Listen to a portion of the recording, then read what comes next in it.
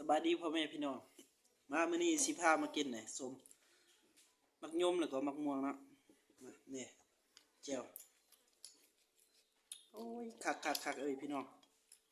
อันนี้แม่นคุกแบบโบราณเนาะคุกแบบสมัยตะกี้เฮ็ดเอาไม้เฮ็ดเนาะมาแซ่บๆนำกันเด้อ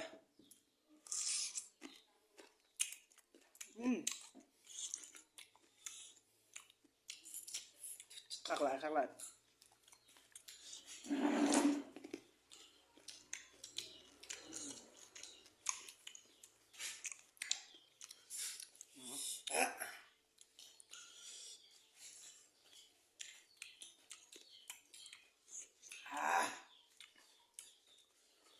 าพูดปียังไงวันนั้นกดตักแล้วไม่พาเอาได้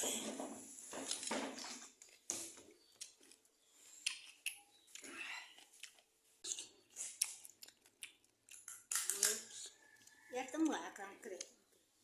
เจ็บปีเนี่ย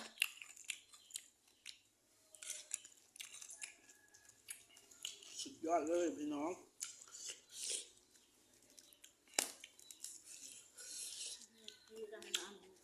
เอาเลย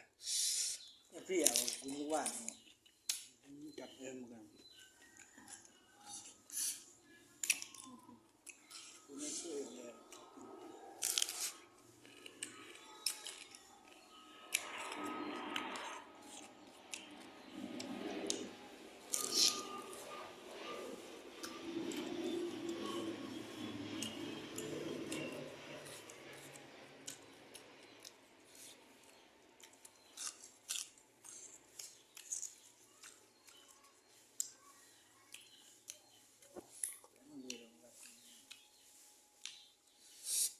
กินผักหลายๆ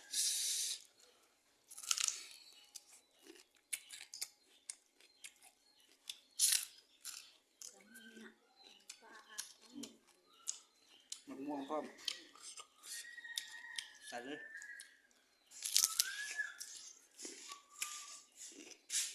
หอม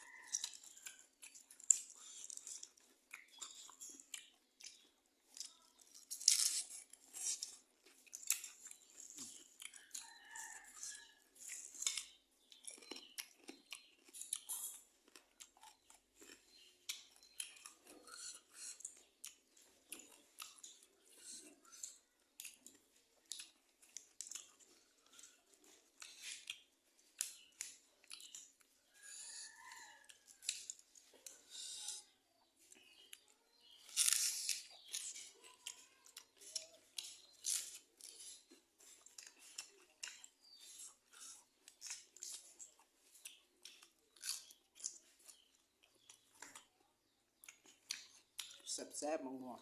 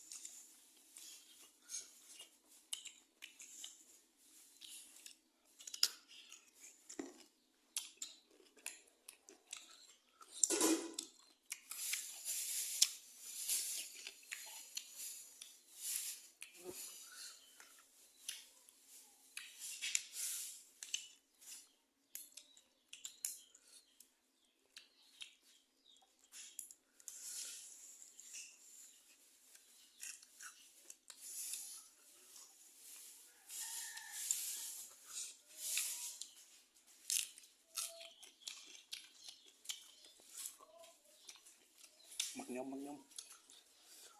เลย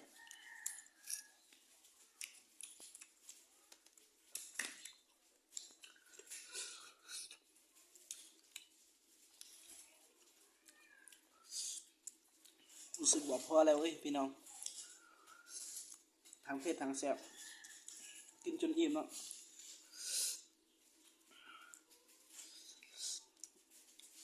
อันนี้สิขอมาแนะนำเนาะพี่น้องเนาะใครอยากหน้าข้าวใส่เนาะ